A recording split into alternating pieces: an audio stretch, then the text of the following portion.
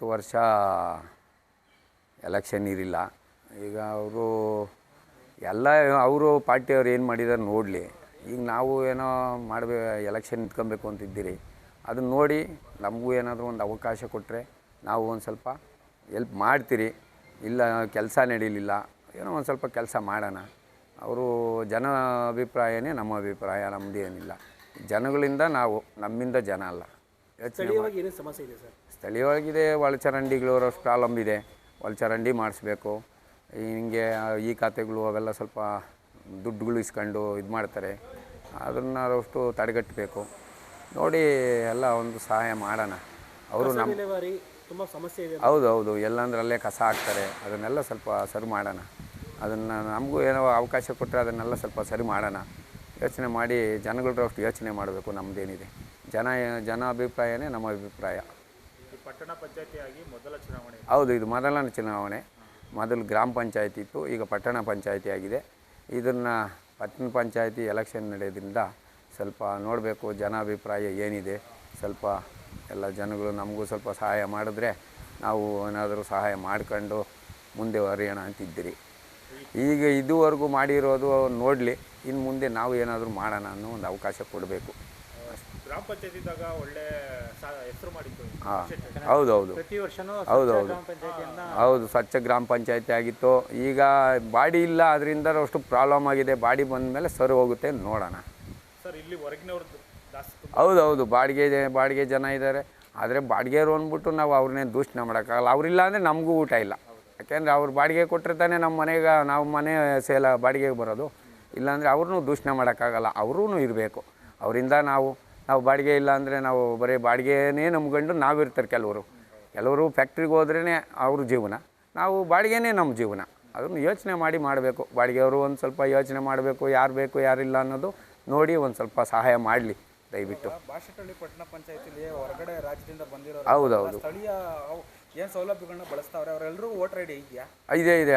ಔಟ್ಸೈಡಿಂದ ಬಂದಿರೋರ್ದು ಇದೆ, ಸ್ಥಳೀಯರದ್ದು ಇದೆ. ಸ್ಥಳೀಯರಿಗಿಂತ ಔಟ್ಸೈಡೇ ಜಾಸ್ತಿ ಇರೋದು ಓಟು. ಆ ಓಟು ಸ್ವಲ್ಪ ನೋಡಿ ಸ್ವಲ್ಪ ಎಲ್ಲ ಇದು ಮಾಡಿ ಸಹಾಯ ಮಾಡಲಿ. ಅವ್ರಿಗೂ ಒಂದು ಸ್ವಲ್ಪ ಜನಾಭಿಪ್ರಾಯ ನೋಡೋಣ ಮುಂದೆ ಏನಿದೆ. ಇಲ್ಲಿ ಸ್ಥಳೀಯರು ಜಾಸ್ತಿ ಹೊರ ರಾಜ್ಯದವರು ಜಾಸ್ತಿ ಇದ್ದಾರೆ. ಸ್ಥಳೀಯರಿಗಿಂತ ಹೊರಗಡೆಯವರೇ ಜಾಸ್ತಿ ಇರೋದು.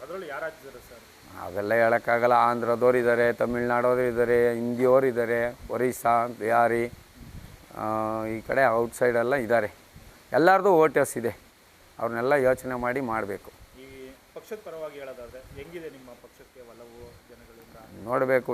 ಪಕ್ಷ ಇಲ್ಲಿ ನಮ್ಮೂರಲ್ಲಿ 3ನೇ ಸ್ಥಾನ ನಮ್ಮ ಪಕ್ಷ. ಕಾಂಗ್ರೆಸ್ ನಾವು 3ನೇ ಸ್ಥಾನ. ಯೋಚನೆ ಮಾಡಿ ಈಗ ಜನ ನಮ್ಮನ್ನೇನಾದರೂ ಕೈ ಹಿಡಿದ್ರೆ ನಾವು ಸ್ವಲ್ಪ ಕೆಲಸ ಮಾಡ್ತೀರಿ. ಬಾಶೆಟ್ಟಹಳ್ಳಿ ಹೊರತುಪಡಿಸಿ ಬೇರೆ ಊರುಗಳಲ್ಲೆಲ್ಲ ಕಾಂಗ್ರೆಸ್ ತುಂಬ ಪ್ರಬಲ ಇದೆ ಅಂತ ಹೇಳಿ. ಹೌದು ಇದೆ. ನಮಗೆ ಒಂದು ನೋವಾಗಿದೆ. ನಮ್ಮ MLA ಸೋತಿದ್ದಾರೆ. ಅವರು ಇದ್ದಿದ್ದರೆ ನಮಗೊಂದು ಸ್ವಲ್ಪ ಬಲ ಇತ್ತು.